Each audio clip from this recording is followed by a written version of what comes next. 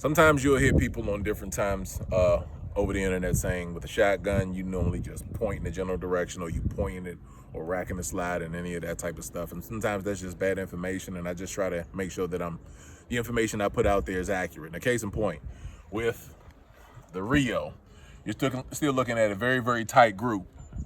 You know, if you take your hand, you can still cover that up. But you gotta understand, you were responsible for every one of those pellets that leaves the barrel, regardless. Now, you go to the Remington, you have a little bit wider dispersion of your pellets, so it's a lot wider. So the likelihood of missing or one of these pellets becoming errant is evident. Now, if you go to Federal Flight Control, that's all 9 pellets in a shot size that large. That almost looks like a slug, but you got to think of how tight those rounds are when they're leaving the barrel.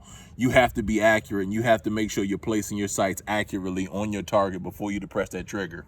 You're still responsible for every round that leaves the chamber, whether it's a shotgun, whether it's Mini 14, whether it's a AK-47, whatever firearm that you have, you're responsible for every round. So as you can see, the proof is in the pudding. You have to more or less place your sights accurately on target, and be sure of your target and what's beyond it before you pull that trigger, and make sure you can account for every one of those rounds that leaves the barrel.